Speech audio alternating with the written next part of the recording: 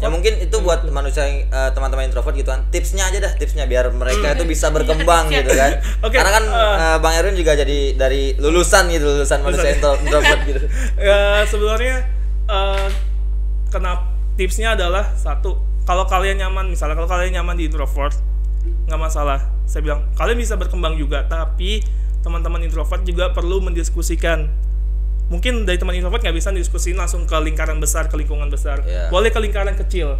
Oh, ini gue tuh orangnya kayak gini loh, kayak gini, tolong dimengerti ya. Nanti dari teman yang itu bisa ngasih pengertian ke teman yang lebih luas, ke lingkungan yang lebih luas kayak gitu. Jadi teman-teman introvert kalau di lingkungan baru, khususnya di kampus, itu kayak harus kasih tahu dulu loh gitu. Jangan kayak gitu-gitu, tetap harus ada segi sosialnya, kayak harus ada pengertiannya kayak gitu.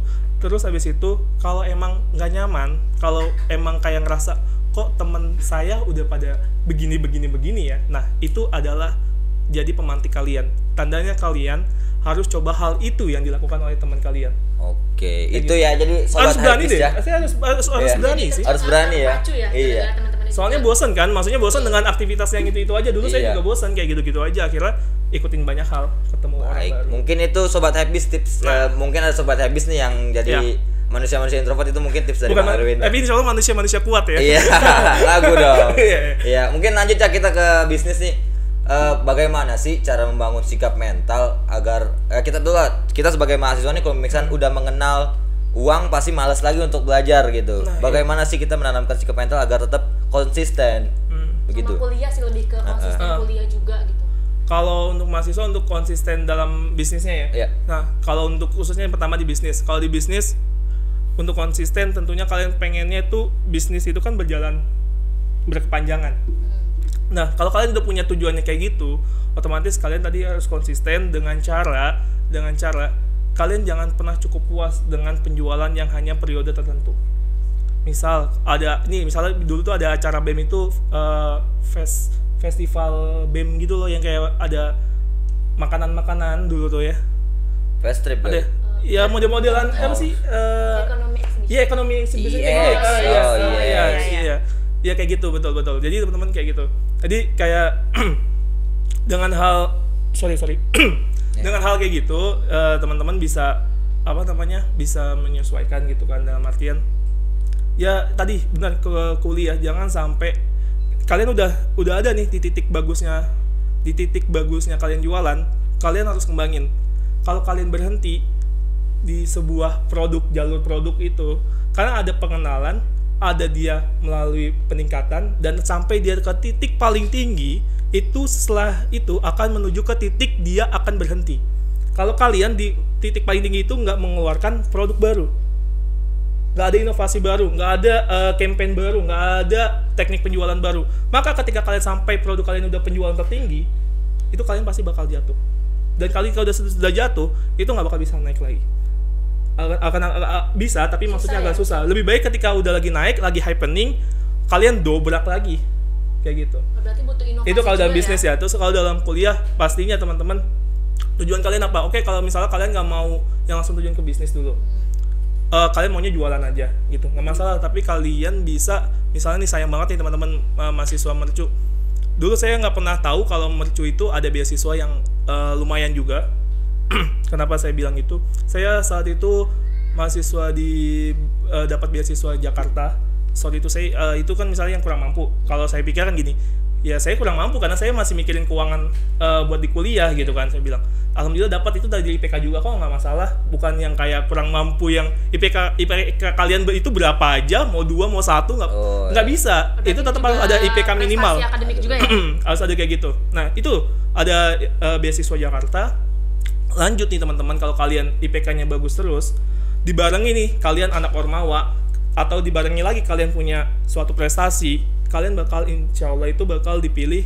Misalnya kalau istri saya itu dapat beasiswa medali terbanyak, peroleh medali terbanyak, terus ada yang disebut mahasiswa berprestasi di tahun semester 6 apa 7 gitu, itu seleksiannya. Nah itu kalian bisa dapatin beasiswa free loh, dari semester 7 ke semester 8 kayak gitu. Semester 7, semester 8 kalian bisa dapat free. Itu lumayan banget kan kalau kalian kalkulasi, apalagi kita di ekonomi kan. Lumayan. Nah, jadi kayak gitu. Apalagi terus kalau kalian bisa mempertahankan itu sampai kalian nanti lulus, kalian akan mendapatkan, kalau dulu ya, nggak tahu sekarang insya Allah masih ada, itu kayak bisa jalan-jalan ke luar negeri dan kalian bisa mendapatkan beasiswa, kan mahasiswa berprestasi tuh saat wisuda itu dapatin nominal uang juga bisa kayak gitu. Jadi kayak dibayar lunas lah kalau kalian mau bergerak lebih. Oh ini masih teman kita nih kita lihat dia ikut Ormawa, dia ikut ini, organisasinya ada, akademiknya bagus. Oke, kita harus berprestasi, menjadi pembeda. Bukan dalam artian kita menjatuhkan, maksudnya dalam artian kita harus challenging diri kita gitu loh. Berarti secara garis besar selama masih ada kesempatan tuh diambil ya. Betul. Ada peluang ambil aja. Oke deh, ini mungkin akan mewakili pertanyaan-pertanyaan dari para mahasiswa pebisnis juga di luar sana nih teman-teman Hackbiz. Ini ada pertanyaan lagi nih Bang Erwin, gimana nih kita mahasiswa yang punya bisnis tuh bisa konsisten gitu dalam bisnis. Seperti yang kita tahu kan kalau kita tuh berbisnis dan sekaligus kuliah juga kita kan harus modal uang, tenaga, waktu, pikiran, dan kita juga belum pasti akan menemukan titik jenuh. Nah itu gimana tuh biar tipsnya biar konsisten? Oke, tipsnya pasti kalau kalian berbisnis, kalau saya sendiri tuh tipsnya kalian punya mentor. Kalian mau berbisnis, kalau kalian tanpa mentor itu sama aja kalau menurut saya nol.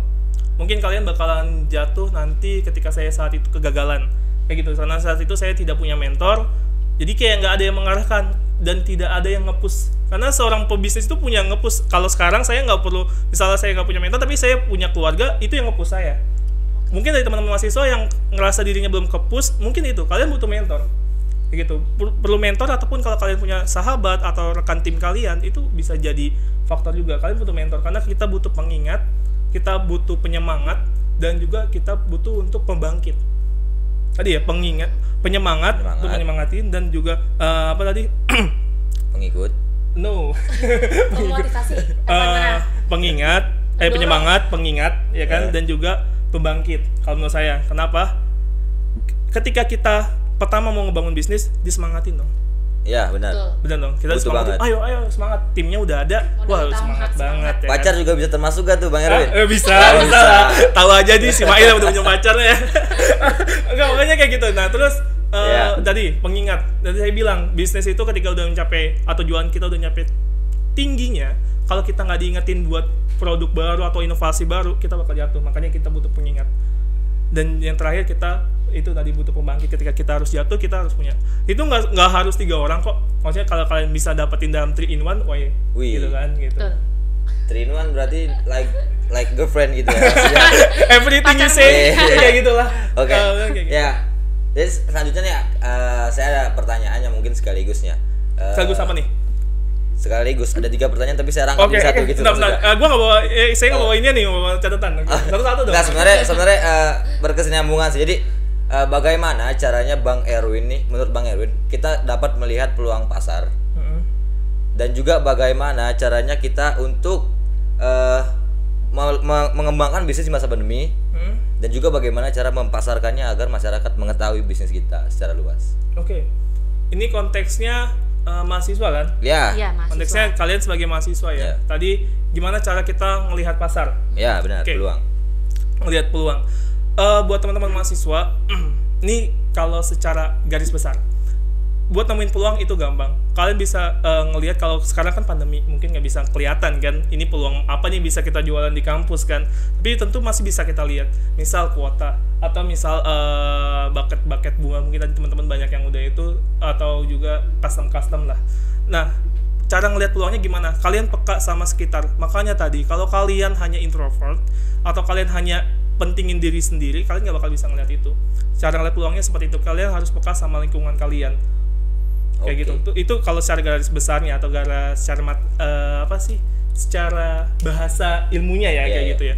Tapi kalau untuk toolsnya, ini tools nih ya, ini sebagai orang yang pernah yang sekarang di digital marketing, caranya gampang. Teman-teman mungkin tahu Google. Iyalah, zaman sekarang mana ada yang nggak tahu Google. Gue tahu, semuanya pada pakai Google kan. Oke, kalian pakai Google. Kalian tahu nggak kalau ada Google Trends? Kemarin tahu nggak kalau ada Google Trends? Belum mengetahui saya. Belum tahu. Serius nih, belum tahu. Serius. Oke. Sekalian belajar juga nih kita. Nah, soalnya saya sempat kayak mau sharing sih sebenarnya ke teman-teman mahasiswa, khususnya makanya kenapa saya terima ini. Cara simpelnya adalah kalau kalian pengen ngembangin usaha yang nggak cuma di kampus atau kalian ribet di kampus, kalian buka Google Trends. Kalian di situ bisa ngelihat fenomena-fenomena, keywords atau query-query yang berpotensi akan naik di bulan atau di bulan lalu nih, bulan tahun lalu maksudnya akan naik di bulan ini. Misalnya kita mau mendekati puasa, kita bisa ngeliat tuh pencarian orang di seluruh Indonesia, ataupun bisa kita diklasifikasikan bisa dari 3 tahun terakhir, 5 tahun terakhir, 12 bulan, 3 bulan, sampai 9 bulan, ataupun dari seminggu terakhir. Itu bisa dilihat. Jadi teman-teman bisa ngeliat nih, oh orang lagi pada cari apa sih? Ya kan? Oh orang lagi interestnya lagi apa nih di Google? Karena everything kita pakai gadget itu semuanya terhubung ke big datanya Google. Mbah Google. Sekarang kalau teman-teman mungkin tahu Instagram di metaverse-nya, itu kalau kita lagi mencari di Google Chrome kita atau di apa, mencari misalnya parfum nih, misalnya parfum. Itu di Instagram kita, di story kita, itu akan lewat. Itu iklan parfum. Betul. Karena udah tadi bisa pakai suara, bisa dia pakai kamera, kayak gitu bisa. Seperti mendetek gitu ya. Emang seperti itu. Makanya itu sebenarnya kemudahan kita sebagai, terutama khususnya di bidang marketing, kita bisa pakai tools itu. Itu. Jadi simpelnya buat teman-teman yang mau cari peluang, misalnya kalian punya usaha gamis yang lagi naik, biasanya di mendekati ini apa sih? Minggu-minggu ini apa sih? Bisa dilihat di situ. Itu di Google Trends. Jadi kalian bisa melihat pencarian orang terbanyak, khususnya di Indonesia kayak gitu. Bahkan kalau kalian mau ekspansi ke luar negeri itu juga bisa. Itu pertama di Google Trends. Terus apalagi tadi kalau mencari peluang itu, terus cara memasak di saat pandemi seperti ini. Usahanya gimana ya? Oke, usahanya kalau menurut saya lebih baik online. Saya saranin online. Kenapa? Karena dengan kondisi yang ketidakpastian ini, kita nggak akan tahu pandemi ini sebenarnya akan berakhir atau malah sebenarnya akan naik lagi. Benar. Ataupun ada apa lagi, kita nggak akan tahu. Lebih baik sih maksudnya online. Kita punya berbagai macam marketplace, kita punya berbagai macam tools penjualan. Ini apa sebut merek? Ya, gak usah ya, namanya orange, hijau ataupun biru, itu semuanya kalian bisa. Kalau mau jualan makanan juga bisa mulai online dulu aja, mulai dari rumah itu nggak apa-apa. Jadi kayak gitu. Kalian kalau di pandemi saya saranin untuk online. Dan buat teman-teman yang udah mungkin terjun di marketplace, itu tuh udah easy buat kalian untuk ngembangin usaha kalian atau ngembangin jualan kayak gitu. Dan yang kedua, selain di marketplace itu kalian bisa terjun misalnya di WhatsApp. Jadi kalau teman-teman sekarang punya WhatsApp, coba download juga WhatsApp bisnisnya. Jadi kayak gitu, kalian di situ bisa itu. Dan tadi saya bilang kalian punya sosial media Instagram, kalian punya sosial media WhatsApp punya sosial media. Kasih tahu lah teman-teman. Tadi kan gimana sih cara ngasih tahu? Dari situlah mulai yang gratis kayak gitu. Dan Facebook kalian juga boleh share di grup-grup jualan, itu bakal kenceng. Dan sepengalaman saya, kalau kalian jualan di marketplace, kalian bakal perang harga. Yeah. Kalau kalian jual di WhatsApp, kalian harus yakinin bahwa teman kalian nggak kecewa misalnya karena yang beli teman. Dan kalau kalian jual di Facebook, kalau menurut saya itu yang peluang, karena dia nggak tahu kita, tapi orang yang gabut di Facebook mau beli apapun banyak. Mungkin kalau saya dulu mikir Facebook tuh udah nggak digunain buat jualan, tapi sekarang kalau buat teman-teman kayak nawarin apa, itu cepat kok. Banyak ya kalau di Facebook. Banyak, ada Facebook Marketplace, ada Facebook ya? Group, forum jual beli. Memang di online itu kan pasarnya besar sekali. Sebenarnya besar. Kalau kita dapetin 1% ya, 1% dari Indonesia aja, itu kalian bisa dapetin 1 mobil. 1 mobil. 1%. Wow. Iya, karena sobat hypebeast. Gitu. Makanya sayang banget nih buat teman-teman yang belum mulai usaha nih. Makanya menurut saya kayak mulai dari sekarang nih, mumpung kalian maksudnya kuliah masih online, start aja gitu. Start aja, cobain itu semua tutorial. Kalau kalian belum punya dana, kalian bisa ikutin aja di YouTube orang, cara-caranya, ada mentor-mentornya di situ, nggak usah berbayar dulu kayak gitu. Oke. Semuanya terbuka di YouTube. Manfaatkan waktu ya. Tapi kalau online, yang penting gratis ongkir sih Bang Erik. Oke, ini emang masyarakat Indonesia emang yang paling utama gratis ongkir. Mau beli satu gratis satu, kalau nggak gratis ongkir sama aja. Iya. Oke. Terus tadi yang terakhir ya? Iya, bagaimana cara mengembangkannya agar masyarakat luas itu mengetahui produk kita? Ngembanginnya. Kalau ngembanginnya, tadi saya bilang, tadi kita butuh orang yang mengingatkan kita. Kadang kita suka terlena. Nah, cara ngembanginnya, tadi kita ada Google Trends. Terus kita juga ini bocorin lagi. Kalau kalian mau endorse, ini saya kayak di endorse itu ya, nggak apa ya. Kalian kalau mau endorse ke orang, nggak apa ya. Oke, nggak apa. Kalian mau endorse, kalian buka salah satu web ada banyak. Satu webnya yang sering saya pakai itu socialblade.com.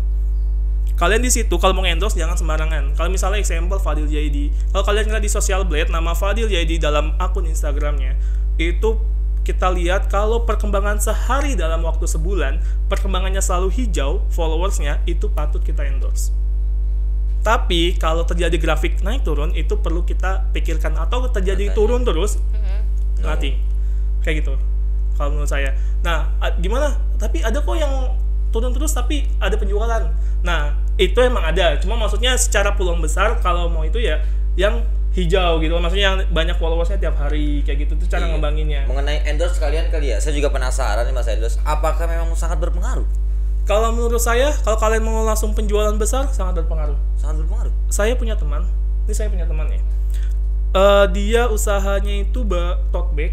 Kalau teman-teman udah pada ngeliat di pasaran mungkin udah banyak tote bag yang kayak fungsional, di dalamnya bisa buat laptop, buat buku gitu, banyak itunya.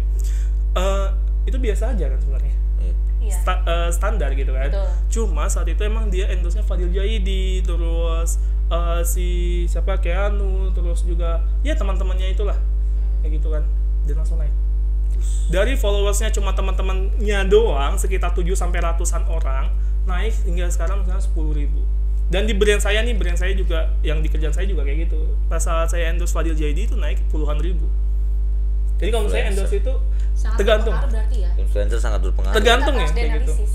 Tetap harus analisis terutama keuangan kita ya. Kayak gitu. Ya karena kan biayanya nggak sedikit gitu ya. Nah, buat teman-teman yang mungkin belum punya keuangan buat endorse, teman-teman bisa mulai dari afiliasi. Sekarang itu easy, apalagi kan tadi saya bilang kalian kayak gini, bukalah maksudnya afiliasi. Maksudnya dalam artian kita cuma ngandalin orang, kita kirim produk gratis, dia promosiin produk kita. Afiliasinya seperti apa nih? Nggak kayak yang bukan. Oke, ini seru ya.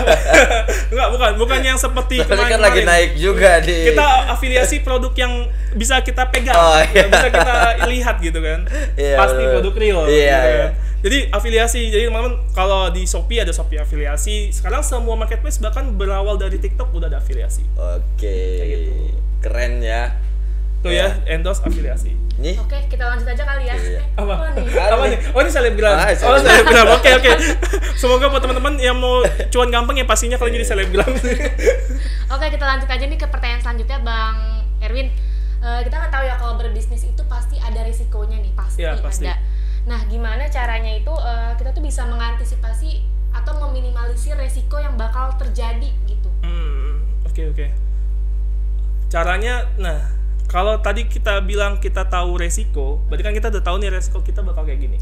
Misal nih saya lagi kan. Oke, misalnya saya saat itu ada hibah dana pemerintah. Berbentuk apa nih? Maaf, berbentuk nominal pendanaan usaha. Jadi ini UMKM gitu saya apa? Saya belum cerita. Iya. Oke, buat teman-teman mahasiswa yang mau usahanya berkembang terus, mungkin dapat dana pemerintah gitu kan secara gratis dari pemerintah, khususnya di DKI Jakarta nih, saya bisa DKI Jakarta. Pertama kalian bisa ambil, kalau kalian di Mercu tuh kalian bisa dapat juga dana untuk kalian usaha, kalian jualan. Yang kedua, kalian bisa ambil hibah dana dari Kemenpora. Tiap tahun pasti ada dari Kemenpora. Iya, Kemenpora kayaknya tiap tahun sih kemarin ada, pandemi juga ada. Lagi pandemi, lagi banyak banget deh. Cara mengklaimnya itu seperti apa? Sebentar. Saya penasaran ini udah site gitu. Yang kedua Kemenpora, yang ketiga Kementerian Pendidikan dan Budaya ya. Kementerian Pendidikan dan Budaya. Kemendikbud, dari Kemendikbud itu KBMI, ada juga KIBM saat itu.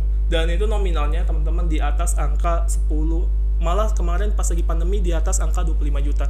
Mungkin dari teman-teman kalian mungkin ada yang pernah dapat tuh kan, KBMI dananya sampai 25 juta gitu-gitu. Nah itu. Nah caranya gimana?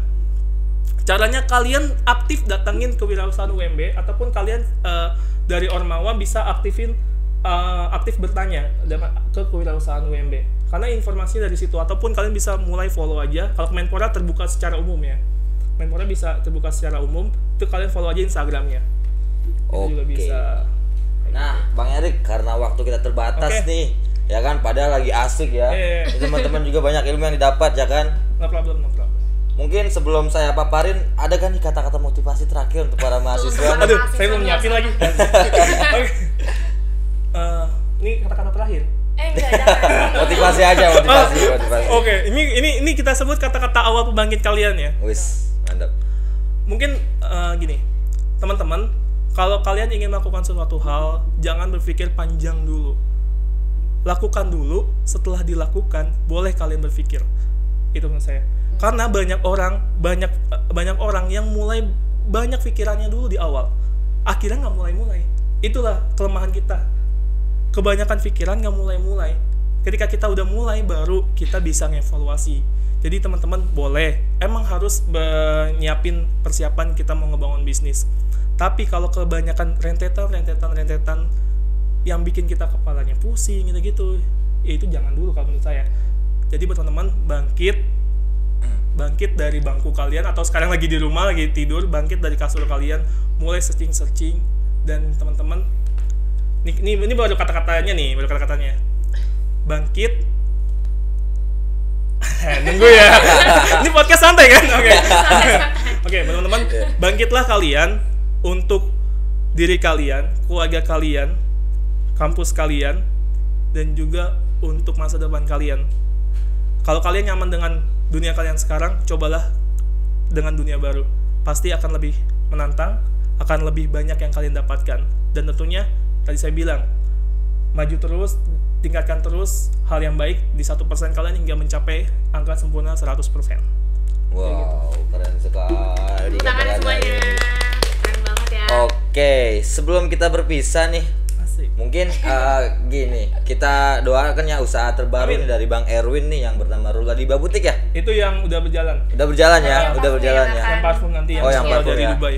Oke. Jadi kesimpulannya Sobat Hypebus, tadi setelah kita banyak berbincang-bincang, banyak juga masukan, banyak ilmu dari Bang Erwin ya selaku pemateri pada acara kita kali ini. Dalam masa pandemi seperti ini, bisnis yang paling memungkinkan yaitu online ya, karena meminimalisir banget itu, minimalisir kerugian. Nah, jadi karena waktu juga tadi kayak timekeeper udah stop kita gitu. Itu tinggal di-cut aja kan. Jadi saya selaku pewawancara pada podcast kali ini mengucapkan terima kasih kepada Bang Erwin atas waktunya dan kesempatannya. Oke, mungkin kita dapat jumpa di lain waktu ya. Oke, siap. Ya, saya Nanda Ismail Firdaus dan rekan saya Diva Sadinda pamit undur diri. Bye.